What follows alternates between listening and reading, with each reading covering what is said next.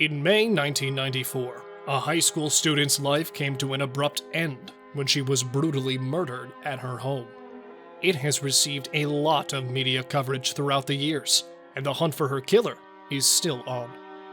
Jenny Lin was raised by her parents and loving sister in Castro Valley, Alameda County, California. The 14-year-old was a student at Castro Valley's Canyon Middle School, where she was in 8th grade at the time of the incident. She excelled in school and enjoyed participating in extracurricular activities. Jenny had been trained in dance and piano for 8 years. She even earned the position of the main violinist in the school orchestra. The morning of May 27th was like every day for Jenny.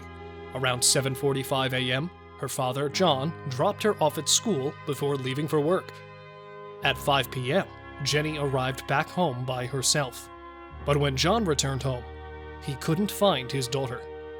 The sliding backyard door was not locked, and the TV was still on. John went upstairs and found his daughter's lifeless, naked body lying face down in a pool of blood in the bathroom.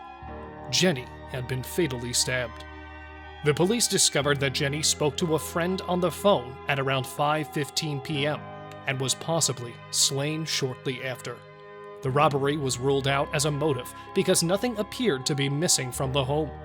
According to the police, the killer is thought to have attempted to unlock the glass sliding doors on the upstairs balcony first, but when that didn't work, he smashed a downstairs window to gain access to the house.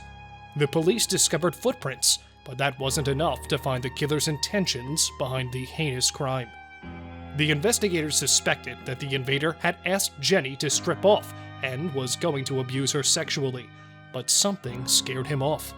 Given the time of the crime, the police concluded that the assailant was aware of Jenny's routine and the neighborhood. Hence, the attacker chose Jenny as his target. A neighbor recounted seeing a man in a dark jacket and cap standing in front of the Lin's house. Investigators speculated that the murderer may have fled the scene through a field behind the house.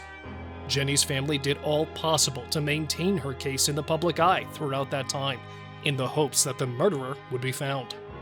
More than 10 years later, in May 2006, the primary suspect in Jenny's killing was identified as a convicted serial killer.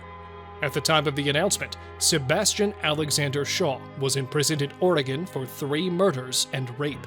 He had been detained shortly after Jenny's death. Shaw has long been a person of interest in this case. Days after Jenny's death, Shaw had stolen a car from San Ramon, California. He even wrote letters to John while he was imprisoned, but Shaw never formally acknowledged killing Jenny. He did, however, assert that he had murdered 10 to 12 people. Shaw died in October 2021 in the Oregon State Prison. In June 2022, police announced that he had been ruled out as a suspect, which put the matter right back where it started. The authorities have expressed relief while speaking of the advanced DNA technology that may produce new solutions. Although it was mentioned that there were various items present at the crime scene, they didn't specify what they were. Furthermore, Jenny's family increased the reward money from $100,000 to $200,000 for information that results in the capture and conviction of Jenny's murderer.